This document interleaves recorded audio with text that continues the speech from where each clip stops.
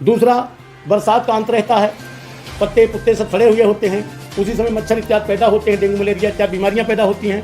अगर एक साथ 20, 30, 40, 50 हज़ार कुंड हरियाणा में जल गए, 8 को जोड़ोगे तो 8 1 9 होगा। 18 से प्रारंभ है, 18 अध्याय गीता के, 8 1 9, 27 को पूर्णाहुति, 7 2 9, 2025 जोड़ दोगे तो 5 2 7 2 9। खट शतान विंशत सहस्र एकम एतत् संख्यातीतम जगत जीवो सर्वथा। 21 खट शतान मतलब 600, खट शतान विंशत सहस्र एकम, विंशत माने 20, सहस्र एकम माने 21,600 सांसें लेता है एक स्वस्थ मनुष्य। और साइंस अपना एक धर्म है, ना हिंदू है, ना मुस्लिम है, ना क्रिश्चियन है। विज्ञान मानता है कि वातावरण शुद्ध करने के लिए इससे अच्छा कोई दूसरा उपाय नहीं है। केवल एकमात्र उद्देश्य है किसी भी तरह से पहले हम सुरक्षित हों, पहले मानव जीवन की रक्षा हो, जीवों की रक्षा हो, उसके बाद फिर रहना खाना व्यवस्था उसके बाद हम सोच लेंगे। मैं एक मानव शरीर हूँ, सनातन धर्म प्रचारक के रूप में काम कर रहा हूँ। वैसे संत समाज द्वारा त्रिपुरा पीठाधीश्वर जगत गुरु की उपाधि से, चक्रवर्ती यज्ञ सम्राट की उपाधि से सम्मानित किया है। लेकिन इन सब उपाधियों का अपनी जगह अलग अलग महत्व है। इससे हट करके मानव जीवन रक्षा के लिए मेरा संकल्प है भारत के सभी प्रदेशों में 108 महायज्ञ का, जिसमें 23-24 प्रदेश कर चुके।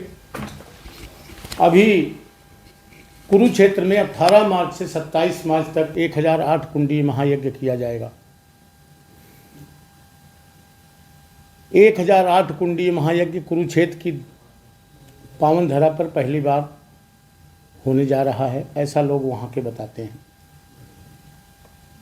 इसका उद्देश्य है वातावरण को शुद्ध करना, मानव जीवन रक्षा के लिए, क्योंकि प्राकृतिक संतुलन को बनाए रखने के लिए इससे सर्वोत्तम और सरल उपाय दूसरा कोई नहीं है। जैसा कि सभी लोग जानते हैं कि प्रदूषण वातावरण में है, इसको साइलेंट किलर कहा जा रहा है।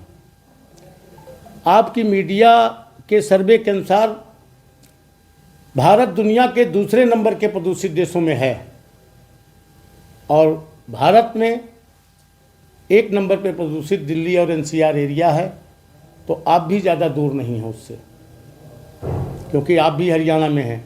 मीडिया सर्वे के अनुसार हरियाणा की आयु 8 साढ़े 8 वर्ष कम हो चुकी है और दिल्ली की आयु 11 वर्ष साढ़े 11 वर्ष कम हो चुकी है। अगर 70 साल जीना था तो आप उसमें 11.5 दिल्ली में काट दीजिए, और अगर हरियाणा में आपको 70 साल जीना था तो 8 साढ़े 8 वर्ष उसमें काट दीजिए।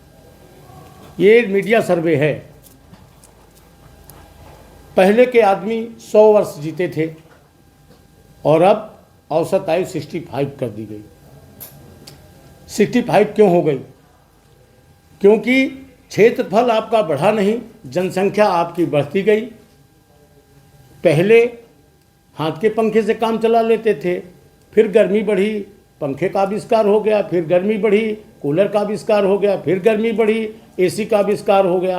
अब एसी भी फेल हो रही है, टेम्परेचर आप स्वयं देख रहे हैं। यही मीडिया बताती है कि दिल्ली का टेम्परेचर 51 पहुंचा और हिसार का 48 पहुंचा, कि सिरसा का 47 पहुंचा, कि 49 पहुंचा। ये मीडिया बताती है, हम लोग भी सुनते रहते हैं। पृथ्वी का ताप आप देख लीजिए कैसे चल रहा है। यदि हवन यज्ञ के माध्यम से वातावरण को शुद्ध करके समय पर जल वृष्टि करा लेते हैं तो निश्चित रूप से प्राकृतिक संतुलन बना रहेगा, अकाल महामारी से बचेंगे और पृथ्वी का तापमान संतुलित रहेगा। तो पृथ्वी हीट नहीं होगी, ग्लेशियर्स नहीं फटेंगे, और नहीं तो अभी ये हाल है। ये देखिए, मार्च लगते ही, शायद फरवरी 28 की घटना की, ये मार्च की हिमाचल और उत्तराखंड वगैरह देख लीजिए। और अभी कुछ मीडिया में आया हुआ है, हमारे पास भी वीडियो आई थी, तो तमिलनाडु से कुछ मछलियां समुद्र के बाहर आ करके मर रही हैं। बताते हैं जब वो मछलियां अगर समुद्र के बाहर आती हैं तो निश्चित प्रलय का संकेत होता है। और 2025 में 25 मार्च को, मार्च का महीना चल रहा है, इसी 25 मार्च को कुछ बच्चे, एक ऑडियो आया था, वो कह रहा था कि चामुंडा खप्पर योग है। चामुंडा खप्पर योग या अध्यात्म में मानते हैं कि उस समय वो चामुंडा जो है वो खप्पर में वो खून, जैसे आपने देखा होगा पीछे बताते हैं, तो वो महाप्रलय का संकेत होता है, प्रलय का संकेत होता है। ये बाकी मीडिया आप जांच लीजिएगा, मैं भी भेज दूंगा, मुझे आई है तो मैं भी भेज दूंगा आपको। खैर ये सब संकेत हैं। चलिए, पिछली बार तापमान क्या था आपका और आज तापमान क्या है और आगे तापमान क्या रहेगा? पिछले साल से दुगना है। पिछले साल से अगर बढ़ गया 4 डिग्री बढ़ गया, 54 और 55 पहुंच गया, 54-55 पर अगर तापमान चला गया तो लोग तड़प तड़प के मरेंगे, हॉस्पिटल नहीं पहुंच पाएंगे, बस स्टॉप पे ही सूख जाएंगे। इसको संतुलित करने के लिए हवन यज्ञ के माध्यम से जल वृष्टि करवा करके और पृथ्वी के ताप को संतुलित किया जाना चाहिए। नहीं तो अकाल, महामारी और प्रलय कोई रोक नहीं सकता, आनी सुनिश्चित है। आप बुद्धिजीवी हैं, सभी लोग जो देख रहे हैं, कोरोना काल आया था, कोरोना काल में संस्था, व्यवस्था, मंदिर, सत्संग, शादियां सब बंद हो चुकी थी। उसको भूल गए लोग। और हम आपसे कोई अपेक्षा नहीं करते, सिर्फ अपील कर रहे हैं अपने अपने घरों पर हवन करें। 18 मार्च को हम जो कुरुक्षेत्र की भूमि चुने हैं, कुरुक्षेत्र की भूमि इसलिए चुनी कि कुरुक्षेत्र के माध्यम से पूरे विश्व को संदेश गया हुआ है। आपके चारों धामों को, यहाँ भारत के चारों धामों को कोई जानता हो न जानता हो, अगर मैं आपसे ही पूछ लूँगा कि चारों धाम बताइए, हो सकता है कि आप ये अटक जाएंगे। लेकिन कुरुक्षेत्र को पूरा विश्व जानता है। कुरुक्षेत्र के माध्यम से विश्व को संदेश गया हुआ है, इसलिए कुरुक्षेत्र की भूमि चुनी। वहाँ 1008 कुंडी यज्ञ करने का उद्देश्य है कि उसके माध्यम से भारत के सभी लोग जहाँ जहाँ पर हैं, वो ठीक 9 बजे जब वहाँ आहुति चलेगी तो अपने अपने घरों में, जो नहीं पहुँच सकते अपने अपने घरों में, वो भी हवन कुंड रख लेंगे, वो भी अपने अपने घरों पर स्वाहाकार करेंगे। और 27 को कोशिश करेंगे पहुँचने के लिए, 27 को पूर्णाहुति में। महाकुंभ में, अभी प्रयागराज महाकुंभ चला, महाकुंभ में बहुत सारे लोग स्नान नहीं कर पाए होंगे। जरूरी नहीं कि पूरे हरियाणा वासी जाके स्नान कर लिए हों, बहुत सारे लोग नहीं कर पाए होंगे। तो उनके लिए महाकुंभ से संगम का जल लाया गया, गंगोत्री का लाया गया, महादेव जल लाया गया, सरयू का लाया गया, भरतकूप का लाया गया, समुद्र का जल लाया गया और संगम का जल ला करके पूर्ण विधि विधान के साथ सभी संतों के नेतृत्व में ब्राह्मणों के द्वारा मंत्रोच्चारण करते हुए ब्रह्म सरोवर कुरुक्षेत्र में डाला गया। जो भी वहाँ स्नान नहीं कर पाए महाकुंभ में, वो सभी 18 तारीख को वहाँ पहुँचेंगे। 18 तारीख को स्नान करें, कलश यात्रा में सम्मिलित हों और यज्ञ का संकल्प लेकर के हवन यज्ञ करने का जो अवसर मिल रहा है उसमें सम्मिलित हों, यज्ञ हवन करें। निश्चित रूप से एक सकारात्मक संदेश जाएगा कुरुक्षेत्र की भूमि से। थोड़ा सा महाराज जी बताएंगे कौन कौन से बड़े संत वहाँ 18 से आएंगे कुरुक्षेत्र में? 18 मार्च से शुरू होगा। 18 मार्च को शुरू होगा। मैं आपको एक बात बताऊं, मैं आपके चैनल के माध्यम से अपील भी करता हूं, ये जन कल्याण यज्ञ है, इसको हरिओम महाराज जी नहीं करवा रहे हैं, ये पूरा समाज करवा रहा है, पूरा संत समाज, पूरा गांव का समाज, शहर का जो भी है, सभी वर्ग के लोग आए। क्योंकि अगर विज्ञान मानते हैं तो प्रदूषण को मुक्त करो, भगवान मानते हैं तो हम यज्ञ मानते हैं। और साइंस अपना एक धर्म है, न हिंदू है, न मुस्लिम है, न क्रिश्चियन है। विज्ञान मानता है कि वातावरण शुद्ध करने के लिए इससे अच्छा कोई दूसरा उपाय नहीं है। हम भगवान मानते हैं, हम यज्ञ करते हैं। अगर विज्ञान मानो तो, भगवान मानो तो, वहाँ सभी को पहुँचना चाहिए, सभी हरियाणा वासी को पहुँचना चाहिए, सभी संतों को पहुँचना चाहिए, सभी संतों को उसमें आ करके सहयोग दे करके सम्मिलित होकर के जन कल्याण परमार्थ भाव से वहाँ समाज कल्याण के लिए सभी संतों को उपस्थित होना चाहिए और समाज में सभी लोगों को उपस्थित होना चाहिए, चाहे जिस वर्ग के लोग हों। हम कल पूछ रहे थे टायल जी से, हमने कहा कि महाराजा अग्रसेन के वंशज होंगे आप? कहा हाँ जी। तुम कहे माधवी जी कहाँ से थी? तो कहा ये तो हमारे दिमाग में नहीं है। तो हम कहे जान लीजिए माधवी जी त्रिपुरा से थी और मैं त्रिपुर सुंदरी का साधक हूँ। इतिहास पढ़ लेना, आपको नहीं मालूम तो पढ़ लेना। कितने लोगों की कुलदेवी है बाला सुंदरी, 400 गांव की कुलदेवी है। चलिए वो अपनी जगह पर है जो भी है। महाराज जी अभी वहां पर लेके आपने बात की भी 25 मार्च को एक चामुंडा जो आप बता रहे खपरा जो से हो, यह कोई सैकड़ों साल की धार्मिक परंपराओं के अनुसार एक भविष्यवाणी है या मनुष्य ने प्रकृति से छेड़छाड़ कर रखी है? ये प्राकृतिक लक्षण है, ये प्राकृतिक लक्षण है। जैसे आबादी थी 300 करोड़ 350 करोड़, प्रथम जनगणना जब भी हुई हो विश्व की 300 करोड़ 350 350 करोड़ थी। आज जनसंख्या कितनी है? भूमि थोड़ी बड़ी है, जनसंख्या बड़ी है। भूमि नहीं बड़ी है, जनसंख्या बड़ी है। भूमि तो वही है। आपके पास 100 गज का प्लाट है, 100 गज के प्लाट में 2 आदमी थे और आज 200 खड़े हैं।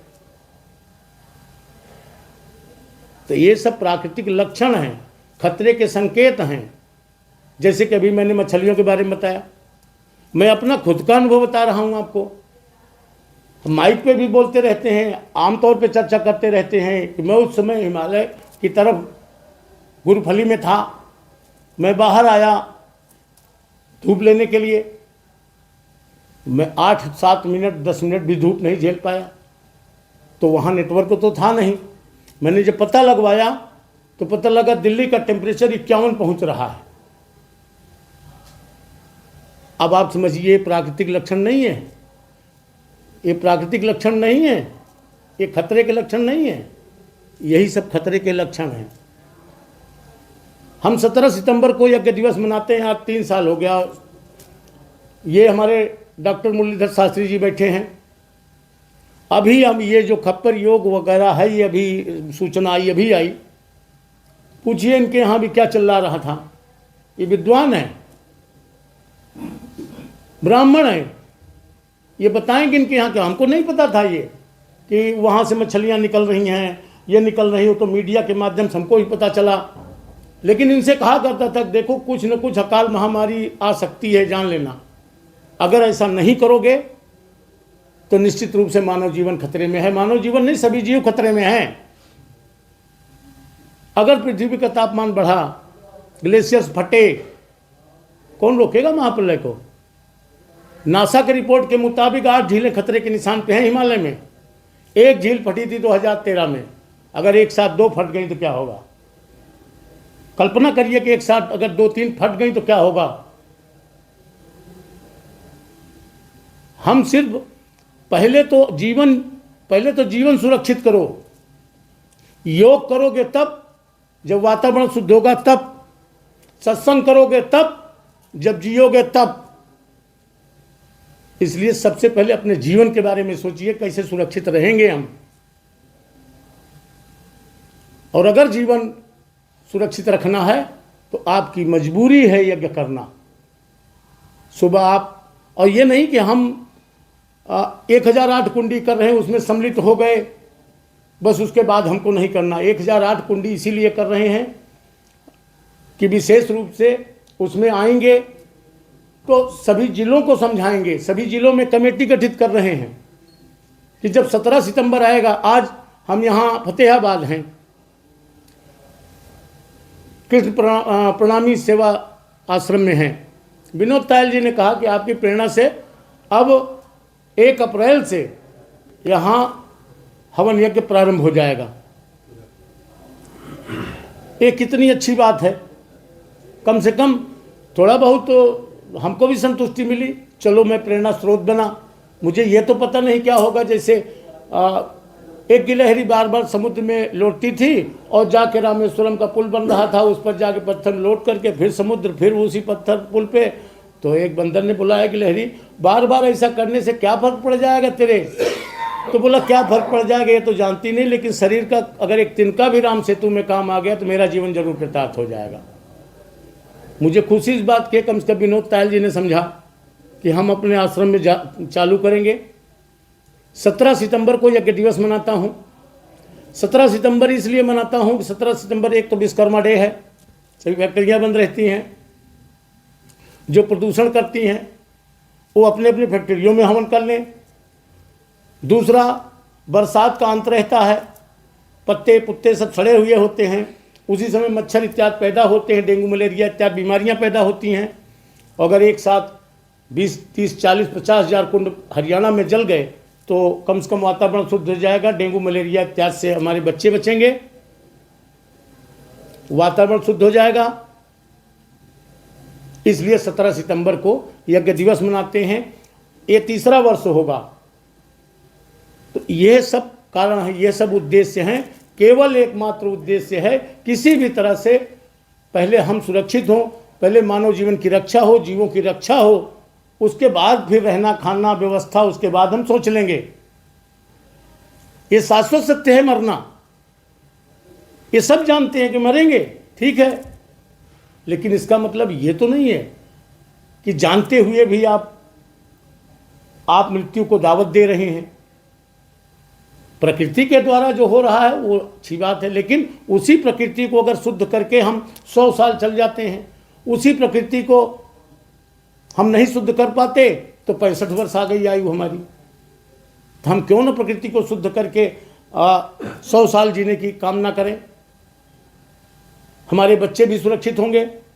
अभी पीएम साहब पता नहीं वो किस मोटापे पे चर्चा चल रही थी कि हाँ 10 आदमी में हर 10वां आदमी इसका शिकार है, ऐसा कुछ बता रहे थे। उसमें 10 प्रसिद्ध हस्तियों को ना पतला होने की प्रेरणा उन्होंने दी है, ताकि वो तो छोड़ दीजिए, वो हस्तियों को, प्रसिद्ध हस्तियों को तो छोड़ दीजिए, वो तो मोटे हो गए तो कोई बात नहीं, वो तो व्यवस्था में हो गए, सुख ऐश्वर्य में मोटे हो गए होंगे।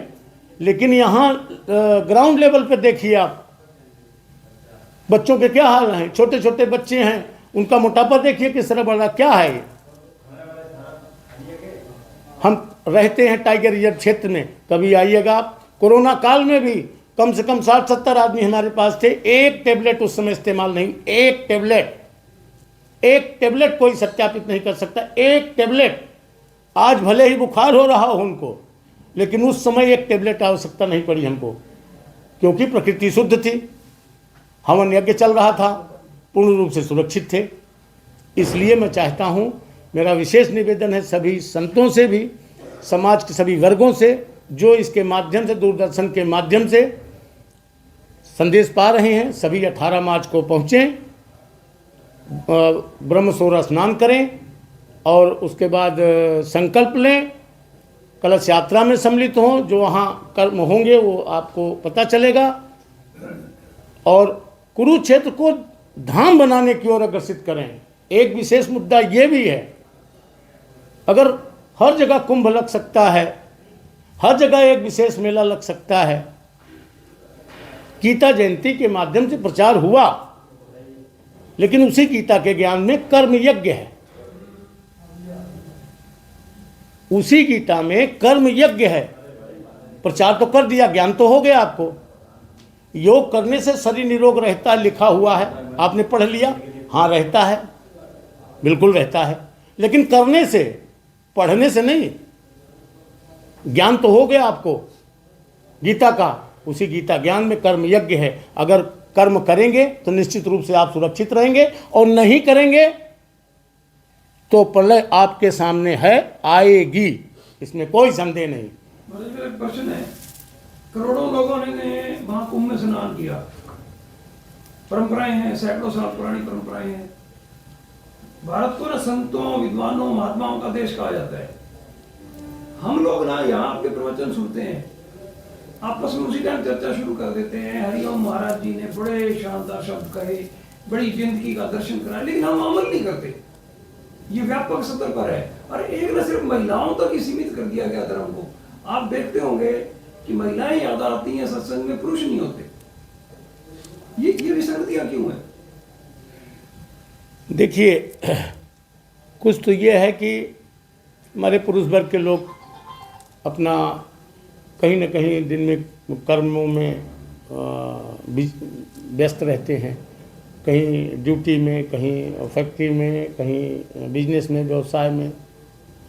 माताएं जो हैं वो अपना जो है समय अनुसार अपना गृह कार्य से निवृत्त होकर के उनको थोड़ा बीच में अवसर मिलता है जाने का, सत्संग वगैरह का। वैसे भी शक्तियाँ 3 कार्यों में हमेशा आगे रही हैं, धर्म, अर्थ, काम। मोक्ष की बारी आती है तो पत्नी पुरुष अपने पति के पीछे चली जाती है, नहीं तो 3 में सदैव वो आगे रहती है, चौथे में पीछे जाती है, इसलिए आगे रहती हैं। ये हमारे यहाँ पहले से ही नियम है, धर्म, अर्थ, काम, 4 फेरे लगते हैं इनके साथ मुख्य रूप से। तो धर्म, अर्थ, काम में ये आगे रहती हैं और मोक्ष की बारी आती है तो पति के पीछे चली जाती है। इसलिए जब हम लोग परिक्रमा वहाँ बताते हैं तो भी बताते हैं कि पहले पत्नी आगे चलेंगी, पति पीछे चलेंगे। और ये भी साथ साथ बताते हैं कि अपने पतियों को प्रणाम कर लेना, क्योंकि पति परमेश्वराय नमः, ये हमारी भारतीय संस्कृति रही है।